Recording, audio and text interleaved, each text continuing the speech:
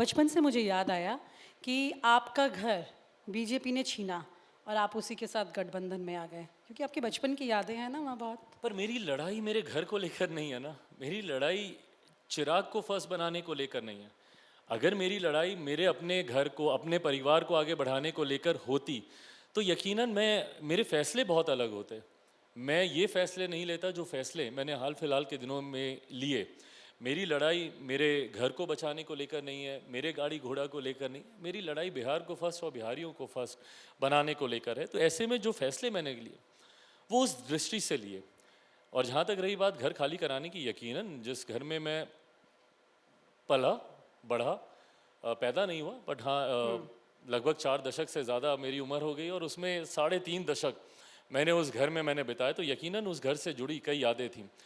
पर हाँ ऐसी ही कई यादें उन बिहारी युवाओं की भी है जो पलायन करने के लिए मजबूर हैं, जो अपना घर छोड़कर, अपने परिवार को छोड़कर दूसरे राज्यों में जाते हैं, दूसरे देश में जाते हैं।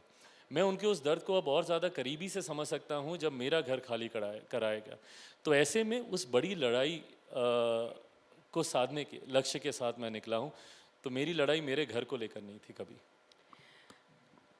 बहुत कुछ आपके जीवन में हाल ही में टूटा भी और जुड़ा भी, तो कैसे मैनेज किया इस सिचुएशन को आपने? मैंने सुना है आप बहुत मेडिटेशन करने लगे हैं, तो ये अंदाज जो है राजनीति को सूट नहीं करता है कई बार।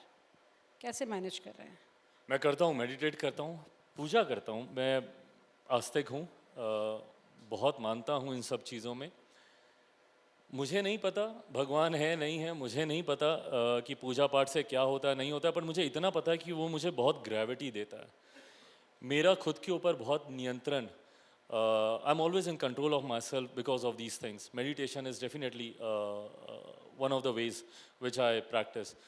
तो मैं रोज़ मेडिटेट करता हूँ। विपरीत परिस्थितियों में मुझे संभाले रखता है। खुशी में अतो उत्साहित नहीं होता हूँ, गम में बहुत ज़्यादा दुखी या डिप्रेस नहीं होता हूँ। तो एक न्यूट्रल, एक बैलेंस बना के रखती हैं ये चीज़ें मेरी ज़िंदगी में। इसीलिए रोज़ पूजा करना और मेडिटेट जब जब हो सके करना, ये मेरे दिनचर्या का, मेरी जीवन शैली का हिस्सा है। तो काफ़ी बैलेंस करके आप चल रहे हैं। आपके बचपन के दोस्त जो हैं तेजस्वी यादव, उनके साथ आपका सबसे बड़ा कंपटीशन है आज की तारीख में। अब इसको आप किस तरह से लेते हैं? दोस्त के साथ कंपटीशन करेंगे राजनीति को प्रायोरिटी देते हुए, या फिर बचपन की वो तमाम यादें, मैं चाहूँगी तो कुछ आप यहाँ पर साझा भी करें। मुझे लगता है राजनीति एक ऐसा क्षेत्र है जहाँ पे कई बार ऐसी चुनौतियाँ आपके सामने आती हैं, जहाँ भाई को भाई के सामने खड़ा होना पड़ता है, पिता को बेटे के सामने, बेटे को माँ के सामने। कई ऐसे उदाहरण हम लोगों ने राजनीति में देखे हैं जहाँ एक ही परिवार में अलग अलग झंडा उठाने वाले लोग हैं और एक दूसरे के साथ सहजता से रहते हुए राजनीतिक द्वंद्व भी कर लेते हैं। मैं मानता हूँ जो कहीं ना कहीं आज की तारीख में मुझे नहीं दिखता, और आज की तारीख का मतलब ये नहीं है कि मैं कोई बहुत बूढ़ा और पिछले ज़माने का हूँ। पिता के साथ रहकर मैंने इन चीज़ों का अनुभव किया है। राजनीति का एक वैसा दौर जहाँ पे राजनीतिक मतभेद रहे हैं पर वो कभी व्यक्तिगत नहीं रहे। पापा के साथ मैंने देखा कि अलग अलग पॉलिटिकल पार्टीज़ के लोग उनके बहुत अच्छे मित्र थे। He used to have very good relationship across the political lines. और राजनीति का वो दौर बहुत खूबसूरत था जहाँ वो सिर्फ राजनीतिक मतभेद थे, वो कभी व्यक्तिगत नहीं हुए। आज की तारीख में मैं ज़रूर देखता हूँ कि कई बार राजनीतिक मतभेद व्यक्तिगत हो जाते हैं। आप राजनीतिक आलोचना करते करते वो मर्यादा लांघ देते हैं और वो आलोचना सिर्फ राजनीतिक नहीं रह जाती, व्यक्तिगत हो जाती है। आज की तारीख में अगर उदाहरण के साथ मैं बताऊं तो कई बार राजनीतिक आलोचना मेरे प्रधानमंत्री की करते करते उनके बारे में कई ऐसे व्यक्तिगत अपशब्दों का इस्तेमाल किया जाता है जो उचित नहीं है। हाल फिलहाल के दिनों में एक और उदाहरण, मेरे मुख्यमंत्री जब बिहार विधानसभा में बोल रहे थे तो एक पूर्व मुख्यमंत्री जो कि दलित समाज से आते हैं उनके बारे में उनकी आलोचना करते करते कई अपशब्दों का इस्तेमाल व्यक्तिगत तौर पर वो उनके ऊपर करने लगे, जो गलत है। मैं मानता हूँ विरोध नीतियों का होना चाहिए। मुझसे बड़ा शायद मेरे मुख्यमंत्री का उनकी नीतियों का और कोई विरोध ही नहीं है, पर वो विरोध सिर्फ नीतियों तक है। जब मेरे मुख्यमंत्री मेरे सामने आते हैं मैं आज भी उनके पाँव छूता हूँ। उम्र में वो मुझसे बहुत बड़े हैं, तजुर्बे में वो मुझसे बहुत बड़े हैं। ऐसे में वो व्यक्तिगत सम्मान बनता है उनके लिए, और जो मैंने हमेशा उनके लिए किया है। तो इसीलिए राजनीतिक मतभेद होने के बावजूद आप व्यक्तिगत संबंधों को आप निभा सकते हैं, ये मैं मानता हूँ, और यही मैं अपने छोटे भाई के साथ सहजता से कर रहा हूँ और कर पाऊँगा। तो छोटे भाई तेजस्वी यादव के साथ कभी गुपचुप डिनर पर जाते हैं? गुपचुप ज़रूरत नहीं है मुझे कुछ छुपा के करने तो की, मतलब जब जाते डिनर हैं। पे जाऊँगा तो डंके की चोट पे जाऊँगा। अच्छा। चिराग, आप शादी कब कर रहे हैं? अब ये इसको कहते हैं मुश्किल सवाल। सॉरी हाँ। How do you answer these questions? I don't have an answer to it. जवाब Ask नहीं। my mother, you know, पापा होते तो वो ज़रूर इसका जवाब देते, क्योंकि सबसे ज़्यादा घर पे शौक उन्हीं को ही था मेरी शादी को लेकर। बट आज की तारीख में जिम्मेदारियां बहुत हैं, परिवार की, पार्टी की, चुनाव सर पर हैं, लोकसभा, उससे ज़्यादा महत्वपूर्ण मेरे लिए बिहार के विधानसभा। तो व्यक्तिगत जीवन के लिए फ़िलहाल समय नहीं है। अब व्यक्तिगत जीवन की बात कर रहे हैं तो एक सवाल मेरे जहन में आ रहा है और मैं बार बार मतलब उसे अवॉइड नहीं कर सकती हूँ। जब आपके पिता के बाद आपने अपनी माँ को उनकी पहली पत्नी से मिलवाया, ये अलग ही तरह का जेस्चर था। इस बारे में आप थोड़ा बताएंगे? कभी उन्होंने नहीं सोचा लेकिन आपने कर दिया।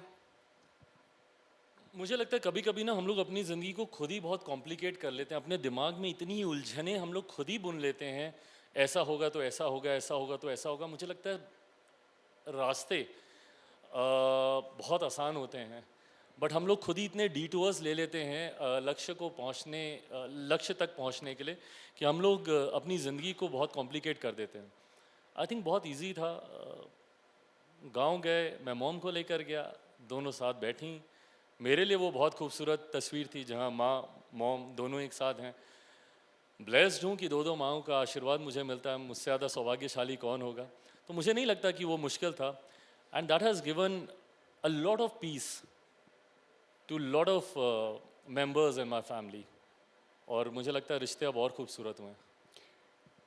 रिश्ते और खूबसूरत होंगे। और मेडिटेशन आप करते हैं तो क्या इतनी शक्ति आपको मेडिटेशन से मिलती है कि जो आपने इतना बड़ा कदम उठा करके घर में एक अच्छा रिश्ता जोड़ लिया, शायद ये इस जन्म में आपने बहुत बड़ा काम अपने परिवार में किया, वहीं पर आपको ये शक्ति मिलेगी कि आप आगे अपने चाचा को भी माफ़ करें?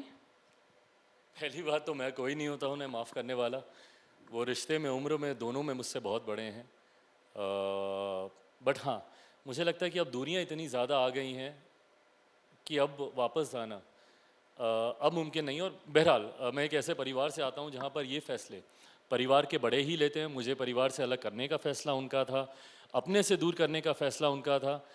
कल को हम लोग साथ आते हैं नहीं आते हैं, पुनः ये फ़ैसला उन्हीं को ही लेना होगा। पर मुझे लगता है शायद वो फ़ैसला ले चुके हैं।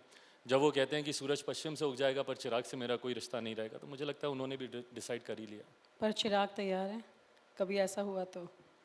जैसा मैंने कहा कि फ़ैसले लेने वालों में से नहीं हूँ, उन्होंने हमेशा फ़ैसला सुनाया है, जब सुनाएंगे तो सुन लेंगे। ठीक है, एक आखिरी सवाल चिराग, मैं वापस से पॉलिटिक्स पे आ रही हूँ क्योंकि कल गठबंधन की मीटिंग है, इंडिया गठबंधन की। हाँ, तो क्या आपको लगता है कि अभी हाल ही में बीजेपी ने 3 राज्य जीते हैं और यहाँ पे गठबंधन फिर से कल मीटिंग करने जा रहा है, क्या कुछ कहेंगे आप इस बारे में?